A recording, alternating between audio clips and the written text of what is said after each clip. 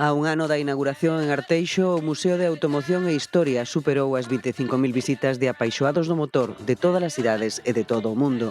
Con pezas únicas, é o máis grande da súa clase en España. En Galicia, a afección ao patrimonio automobilístico clásico vén de vello. Contra o resto de España, en Galicia, na zona norte en xeral de España, hai moita máis afección aos clásicos que no resto. Entón, bueno, aquí poderíase decir que os galegos gustan nosos coches e sobre todo os clásicos. Creo que está ainda resurgindo outra vez, estuvo parado o tema da pandemia, estas cousas, pero ahora mismo está a xente outra vez, lle gusta este tema e está invertindo nestes coches. Entre os 553 asociados da Federación Española de Vehículos Antigos, hai 24 asociacións e entidades galegas que o acreditan. Estamos captando moito socio xoven, que temos moita xuventud ahora de 20 e pico de anos e tal, que xa se está empezando a aficionar a este. E sobre todo o mundo do coche clásico porque ten unha historia. Perteneceron a unha personalidade importante ou que son modelos que dunha fabricación limitada ou teñen algo de especial. Este, por exemplo, é unha versión das primeiras diésel que se fabricaron. A afección aos vehículos de máis de 30 anos vese favorecida coa nova lei que axilizou os trámites de matriculación e abaratou custes. Falamos preto de 1.000 euros a toda a operación, non? E agora prácticamente con un trámite, no caso máis sinxelo, unha tasa que creo que son 30 euros, pódese facer directamente. O 20% dos turismos galegos ten máis de 70 anos, coa provincia de Ourense cos máis antigos de España. Miles esmorecen en palleiras e garaxes por toda Galicia, pero coas facilidades da lei, uns sairán para coleccionistas e outros para restaurar. Algúns na propia casa para abaratar o proceso. Os talleres especialistas escasean e son máis custosos.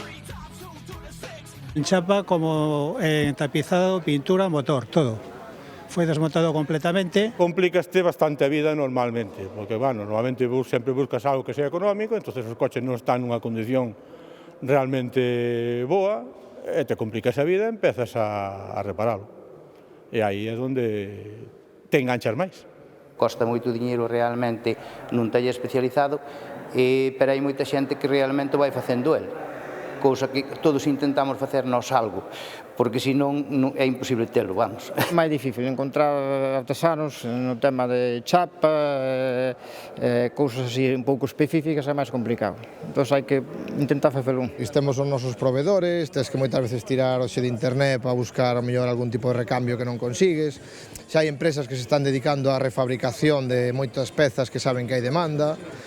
E, bueno, despois donantes, coches donantes. Tráfico prevé sacar á luz con esta lei uns 150.000 vehículos clásicos en catalogar en toda España, 7.000 en Galicia, onde hai 3.100 censados. A xente diríalle que apreciara o patrimonio que ten na casa, que o restaurara e que lle dera unha segunda oportunidade. Porque a verdad que, bueno, eso non o deberíamos perder. 50.000 clásicos circulan actualmente por toda España. Nada comparable co 1,5 millón do Reino Unido ou os 600.000 de Alemaña. España en este sentido tenía unas leyes menos protectoras. De hecho, pues el parque de coches clásicos en estos países es más del triple que el parque existente en España. Esta protección pues le va a venir muy bien para el patrimonio histórico de coches que hay en el país. A recomendación dos expertos é conservalos, senón por paixón como investimento de futuro.